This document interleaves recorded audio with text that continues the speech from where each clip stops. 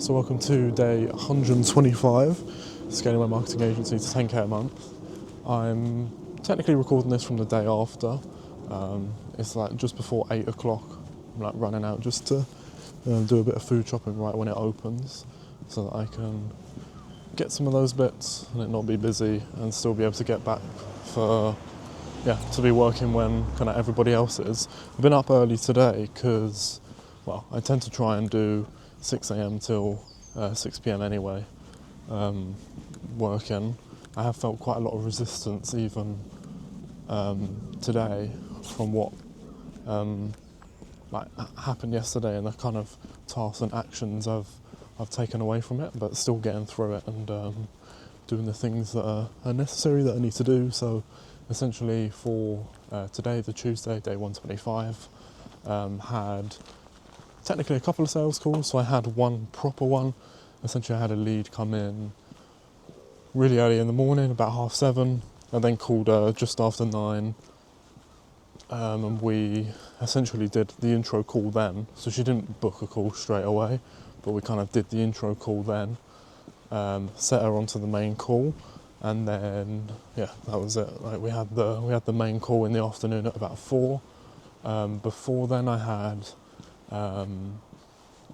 like a session with like the mentor I was working with straight from when I started the agency, which was like a really good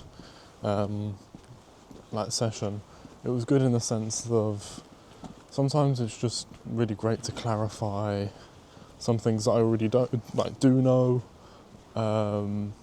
and how important that is, and the fact that I might just be avoiding certain things. And I think that was the main theme of what we both realised, is that I pretty much know like the steps that need to be taken to grow this to like where I want it to be. Obviously not like when we're thinking quite like mid to long term in terms of getting above the 5, 10, 15k a month. Like there'll be things just in terms of practically that I'll need to learn to get beyond those. But the main part of it at the minute is just mental, in terms of I know what needs to be done essentially to get to the next step. If a client campaign is underperforming, which a few are, and we went through like a couple of the tracking sheets, it's a case of he was kind of asking me like, well, can you read that? What can you tell me based on the data is the problem there?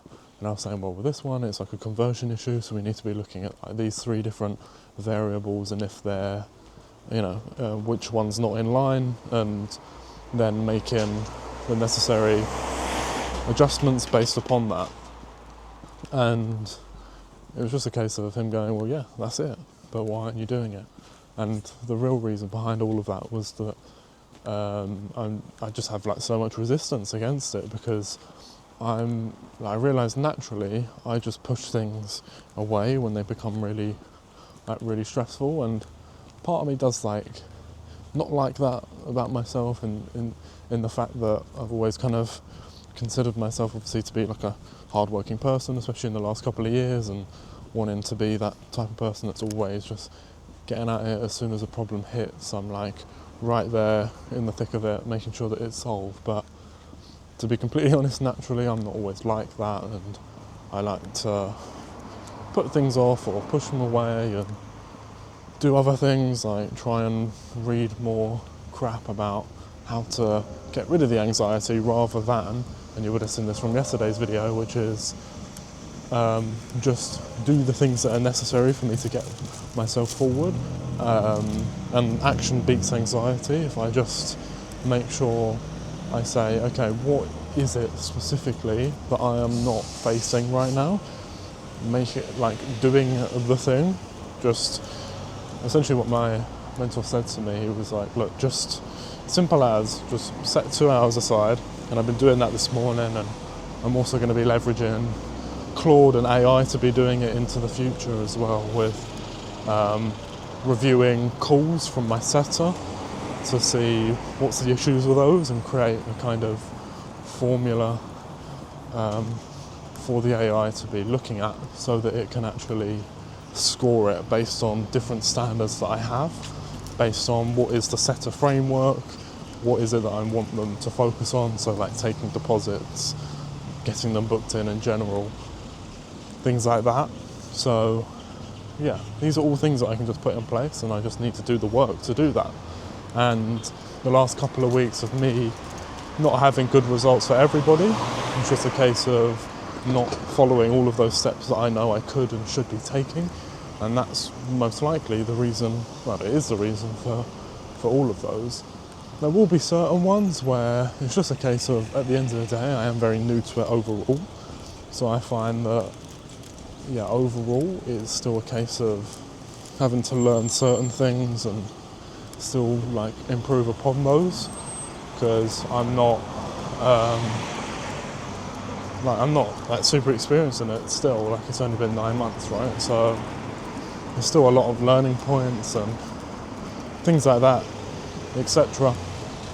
So yeah, just going through the stages, it's all experience, and the biggest thing is that all of this stuff is just perception, it's the anxiety, all of that, it's just how you want to see it. And what he was saying as well is that, you know, a year ago, before I'd even started the business, I would have been, you know, dying to have, you know, 5 clients on and actively taking sales calls every day, and even now this morning having another 2 proper ones in the calendar that might go ahead, and having follow-ups in the calendar from previous ones. It's like everything's positive. So yeah, that's today's video anyway.